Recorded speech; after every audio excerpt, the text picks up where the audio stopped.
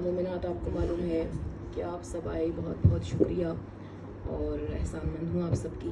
اور آپ کو معلوم ہے کہ یہ مجلس برائے ایصال ثواب بھی ہے، اور میں ہمیشہ یہ کہتی ہوں کہ ہر مجلس ہماری ایصال ثواب ہے، بشرط یہ ہے کہ ہم اپنے ساتھ ساتھ اس نیت کے ساتھ فرش اعضاء پر بیٹھ جائیں کہ ہمارے ان مرحومین کو اس کا ثواب پہنچے جنہوں نے ہمیں یہاں تک پہنچایا، جنہوں نے ہمیں اس لائق بنایا ہے کہ ہم یہاں پر آتے ہیں. تو یہ بہت بڑی بات ہے کہ جن کی تربیت گاہ اس قدر بہترین ہوتی ہے کہ جو مرنے کے بعد بھی دیکھیں نا، ایک وہ طالب علم ہوتا ہے کہ جو بس اپنی تعلیم کو بس کتاب اس وقت تک جب تک کہ استاد سامنے ہے، لیکن بہترین طالب علم وہ ہے، بہترین سیکھنے والا وہ ہے کہ جو استاد کے جانے کے بعد بھی اپنی تربیت اور اپنے سیکھے ہوئے کو نہ بھولے.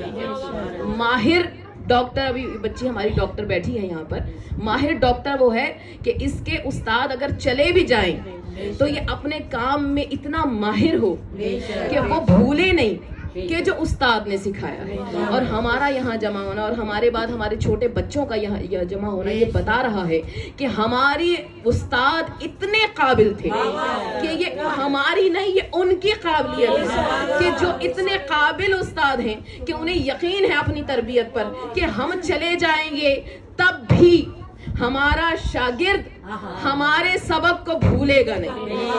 اور کیونکہ ابھی مدرس ڈے گزرا ہے، اور کیونکہ ہمارے لیے سب سے بڑی، دیکھیں ہم اس لائق نہیں ہیں ویسے کہ ہم یہ کہیں کہ ہمارے لیے فاطمہ زہرا ماں کا رتبہ رکھتی ہے. بڑی بات ہے، بہت بڑا جملہ ہے یہ کہ ہم یہ کہہ دیں کہ ہمارے لیے سیدہ ماں کا درجہ. اس قابل تو بناؤ کہ سیدہ کہیں کہ یہ میری اولاد ہے.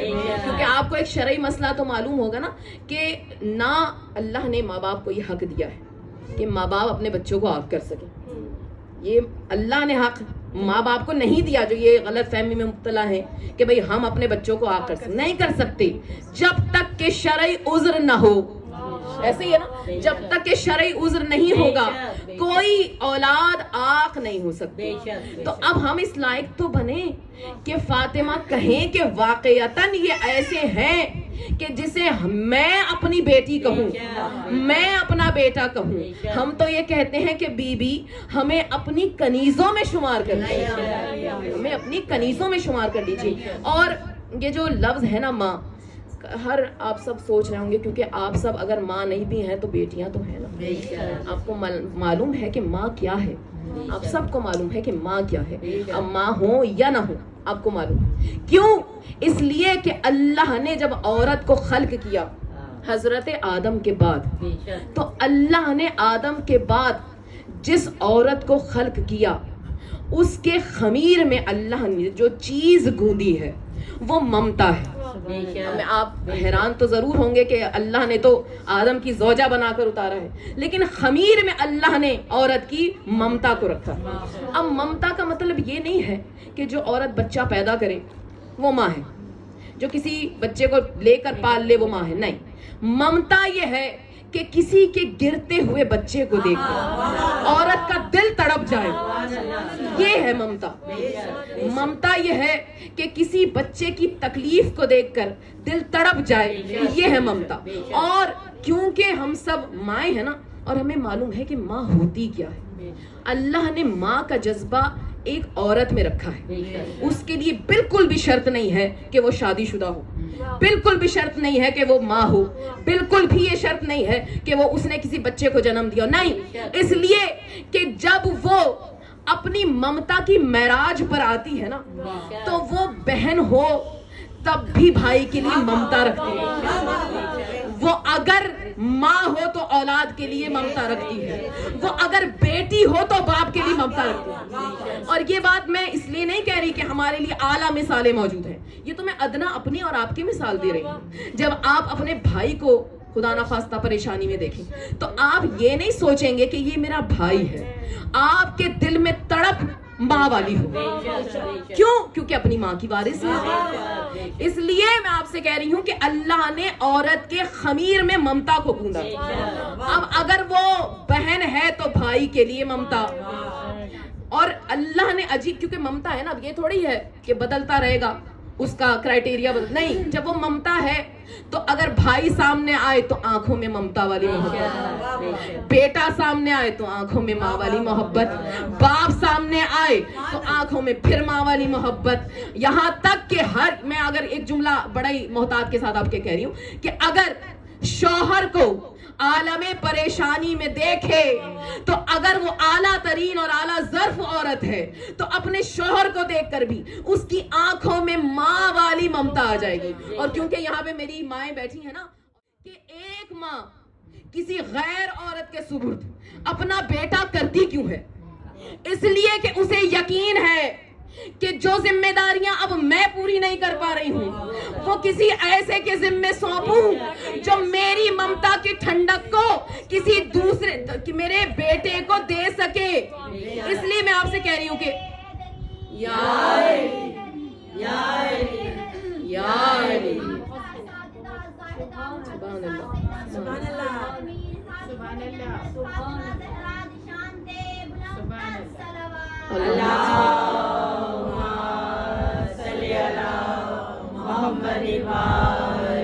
ایک ماں اپنے بیٹے کو سپرد کرے مطمئن ہو کر. وجہ کیا ہے؟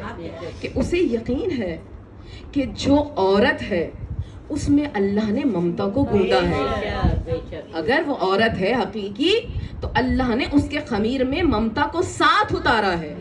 اب یہ تو بھائی ہو گئے اپنے رشتہ دار, لیکن اگر اس کے خمیر میں ایک پاکیزہ ممتا ہوگی تو پھر وہ یہ نہیں دیکھے گی کہ زخمی ہونے والا میرا بیٹا ہے یا کسی اور کا, تکلیف میں آنے والا بھائی میرا ہے یا کسی اور کا, یہ کسی اور کا باپ ہے یا میرا باپ. اور اس کے لیے مثالیں دینے کی ہمیں ضرورت ہے. کیوں؟ کیونکہ ہم مثالوں پر چلنے والے ہیں, ہم مثالیں دینے والے نہیں ہیں, ہم عملاً مظاہرہ کرنے والے ہیں. ہم کتابی اور مثالی باتیں نہیں کرتے ہیں بلکہ ہم مثالیں دیتے نہیں ہیں. اب اگر میں آپ سے کہوں کہ یہاں بیٹھی ہوئی ہم سب مومنات مثالیں دینے والے نہیں, مثالیں بننے والے ہیں. کیوں؟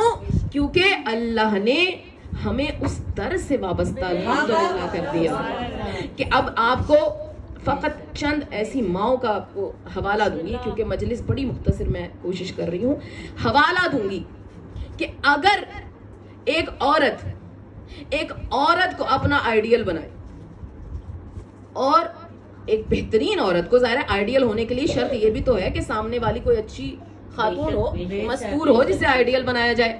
اب اگر کوئی کسی لڑاکا سے یا کسی جھگڑالو عورت کو اپنا آئیڈیل بنا لے تو پھر وہ تو ظاہر ہے آئیڈیل کے آپ نے نقش قدم پر ہی چل.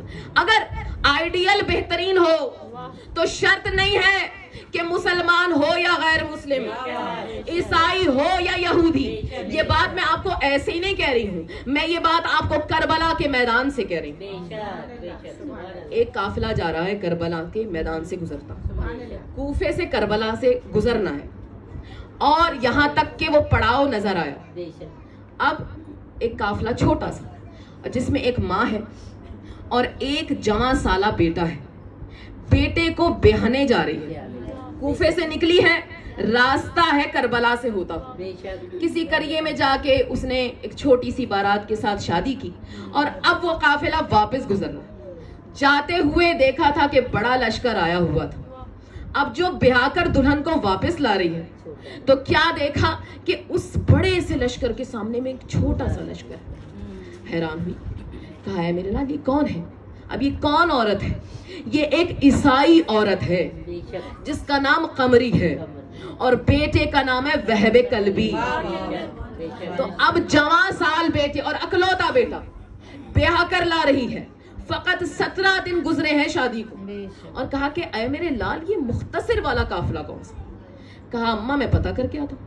پڑاؤ کیا, پتہ کیا, واپس آیا. کہا اماں کیا تم نے مسلمانوں کے نبی کا نام سنا ہے؟ کہا ہاں میں نے سنا ہے, نام محمد ہے. کہا اچھا ان کی بیٹی سے واقف ہو؟ کہا ہاں بیٹی کا نام فاطمہ سن رکھا ہے میں. کہا اچھا ان کا ایک بیٹا ہے حسین جو مدینے میں رہتا ہے, اس کا نام سنا ہے؟ کہا ہاں بیشتر بہت زیادہ سنا ہے. کہا وہی حسین کربلا کے میدان میں. ماں نے اس پڑاؤ کو اور مختصر کیا, براتیوں سے کہا تم جاؤ, میں ادھر جاؤں گی جہاں فاطمہ کا لال ہے. تو میں نے آپ سے کہا اگر بہترین عورت آئیڈیل ہو، جس کی آئیڈیل مریم جیسی عورت ہو، وہ آتی ہے حسینی قافلے میں. تو اب جب آئی نا ادھر حسین کو خبر ہوئی، ادھر میرے مولا نے استقبال کیا کھڑے ہو کر. زینب نے در خیمہ پر نئی نویلی دلہن کا استقبال کیا، اس ماں کا استقبال کیا جو ایک ہی بیٹے کی ماں ہے. لیکن کیونکہ ماں ہے نا، خمیر میں ممتا ہے، تو اب وہ ماں حسین کے لیے بھی وہی ممتا کا جذبہ رکھتی ہے، وہ علی اکبر کے لیے بھی وہی ممتا کا جذبہ رکھتی ہے. تو اب ہاتھ پر جس نے حسین کے کلمہ اسلام کو پڑھا ہو تو اب وہ مسلمان نہیں ہوتا، وہ صاحب ایمان ہوتا ہے.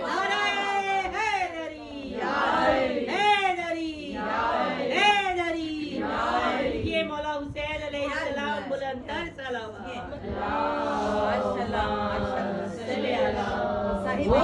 صاحب ایمان ہوتا ہے. اور شرط یہ نہیں اب چاہے وہ حر بن کر آئے، چاہے وہ وہب قلبی بن کر آئے، بس ہاتھ حسین کا ہونا چاہیے. جب شفاعت کرنے والا حسینی ہاتھ ہونا تو پھر یہاں پر راتوں اور دنوں کی تعداد کا کوئی اندازہ نہیں. تو اب آیا ہے، اور آپ کو معلوم ہے حر تو پھر ایک رات پہلے آیا تھا نا، وہب قلبی اس وقت آیا کہ جب جنگ شروع ہو چکی ہے. یعنی آپ کو پتا ہے نا کہ کس وقت جنگ شروع ہوئی ہے، فجر کے وقت سے. اور اب یہ آئے ہیں کہ جب ان قریب ظہر کا وقت قریب ہے، یعنی تمام جنگ کے کام شروع ہو چکے ہیں. 3-4 افراد حسین کے لشکر کے شہید ہو چکے ہیں.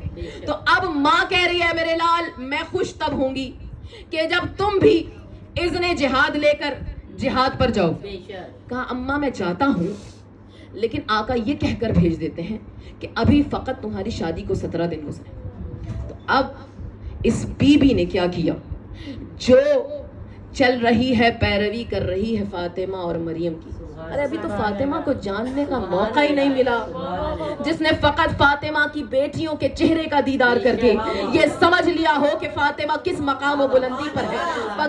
بلکہ میں اگر یہ کہوں کہ فاطمہ کی بیٹیاں کیا، جس نے فاطمہ کی بہوؤں کے چہروں کو دیکھ کر سمجھ لیا ہو کہ یہ جس گھرانے میں آئی ہیں انہوں نے اپنی بلندیوں کو کتنا اور بلند کیا ہے. تو اب تڑپ رہی ہے وہ، اس لیے کہ کیونکہ ابھی شاید کسی ایک دلہا کے ہاتھ میں مہندی تو نظر آئی ہوگی، کسی دلہن کے ہاتھ میں مہندی تو نظر آئی ہوگی.